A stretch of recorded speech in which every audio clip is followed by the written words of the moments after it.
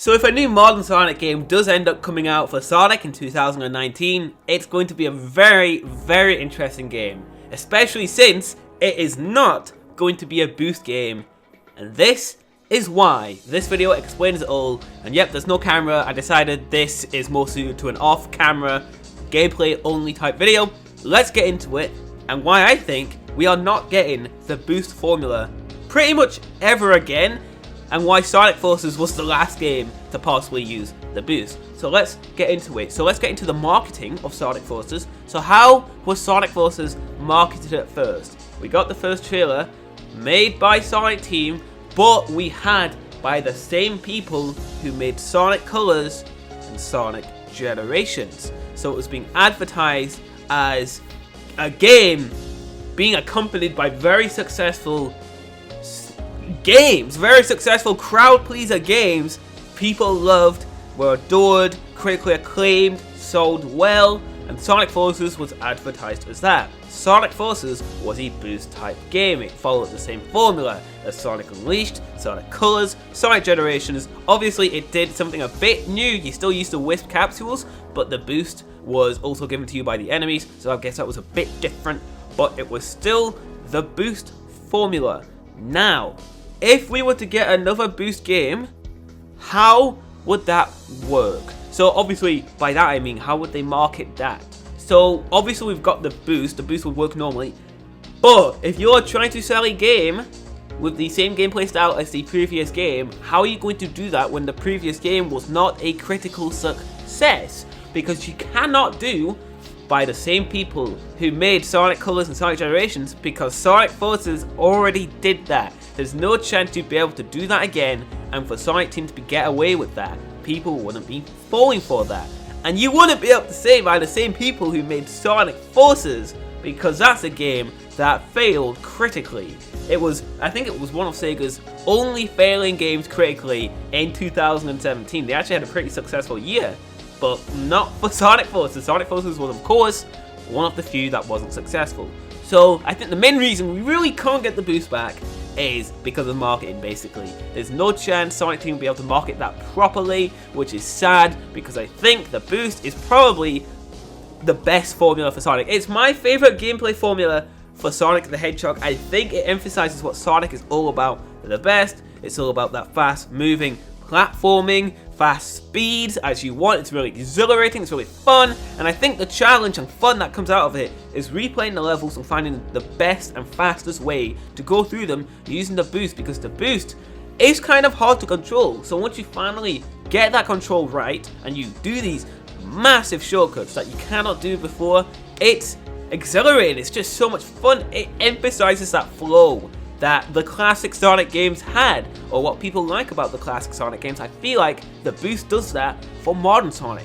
And yeah, Sonic Adventure also had that. Sonic Adventure would probably be if you just literally took classic Sonic, shoved it into 3D, bam, you've got the adventure games, because you've got the rolling down, momentum-based gameplay, you've got we got the new homing attack that was used so you could actually hit enemies properly, because it kind of be hard to do in a 3D space. But all the physics and everything replicate the feeling of classic Sonic games. So I feel like I don't even know where I was going with this. Oops, I've totally lost track for words. I'm sorry guys, this must be the most boring video you've ever heard.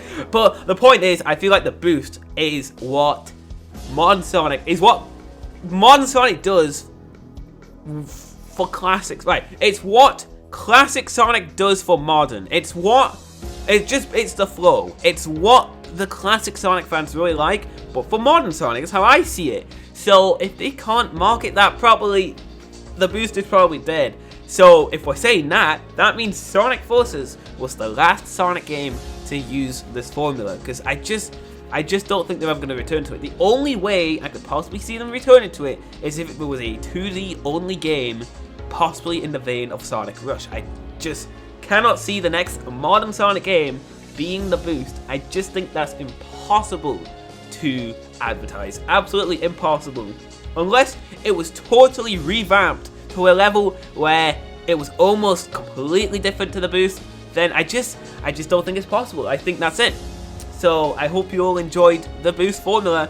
because that's it, gone forever basically, which really upsets me. That really upsets me because, like I said, it's my favorite gameplay formula out of literally the entire Sonic franchise. I prefer it over Classic Sonic, I prefer it over The Adventure, I prefer it over Heroes, I prefer it over Sonic Lost World. Even though I do like Sonic Lost World's gameplay formula, I think that's quite fun. It needs some ironing out, of course, but I thought it was still a really good gameplay style. But the boost was where it was at. And it was when I played Sonic Generations and there was these huge skips you could do, all thanks to the boost. Boosting on top of water, it all makes sense, because how else would you do that? If you wanted to run on top of water, you'd either have to have arbitrary sections that are dedicated to it, like in Sonic 06, or you use the boost. And it just felt so good, because the boost is basically a run button. It's disguised as a run button anyways, it's just, it brings you to absolute maximum speeds. You don't have to use it, but you can use it if you want the good times, and I think that's the beauty of the boost, that it's totally, for the most part, optional. There are obviously sections where there are enemies and you kind of have to use the boost, like in Green Hill Zone Modern in Sonic Generations, but other than that, you can basically not use the boost. It's for people who want to speedrun the game and get good at the game. That's why I love the boost. I think it just provides that flow. It just provides so many options for openness. It just provides that sense of speed, because that's what makes Sonic Sonic. And I know people say, oh no, but Sonic started as a platformer, so he's all about platforming. No. He's called Sonic the Hedgehog. Sonic the Hedgehog. S-O-N-I-C. Sonic, like supersonic speed. So he is about the speed. Without the speed, you don't have Sonic, you have another basic platform. And I think the boost is very unique. No other game has done anything like that ever. Sonic was the first. Amazing. Absolutely amazing. And that is why I'm so sad that Forces probably the last game to use it. I'm really sad. Like, this just makes me really upset. Let me know what you guys think of the boost, because I know it seems to be a really unappreciated formula now. Since Sonic Forces came out, people have just been crapping the hell on the boost just because of quote-unquote boost to win.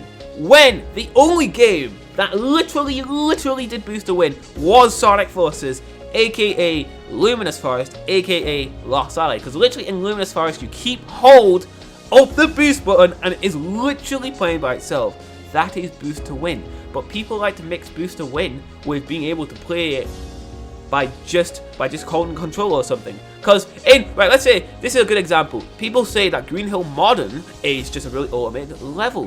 While they may be true to a certain extent, if you want the best time in Green Hill Zone Modern, are you going to keep hold of the boost forever? The answer is no. You have to find the quickest paths, the highest paths, using the boost in unique and different ways. You can technically keep hold of the boost and you will probably be able to beat the level. I'm pretty sure you still have to jump at certain parts, but you'll probably be able to beat the level if you keep hold of the boost. That's not boost to win.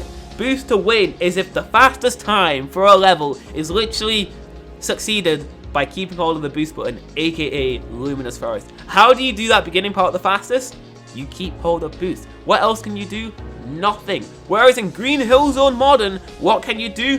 Very beginning, you boost and you drift. The drift increases your speed. Then at the second part, you drift, you turn around and you have to jump into the red ring. And you have to boost and drift. There's no way you can only boost and get the fastest time in Green Hill Zone Modern. And that is the beauty of the boost, like I just explained before. That is the beauty, or was the beauty of the boost, until Sonic Forces decided to be like, you know what, screw that, dash like a maniac.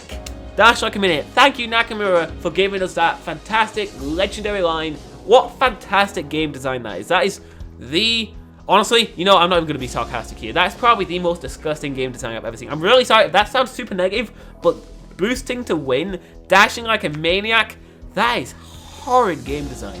Like, you should never, ever design a game for it to be that easy. And that, honestly, lazy. I'm going to say that's a lazy design. I think it's disgusting.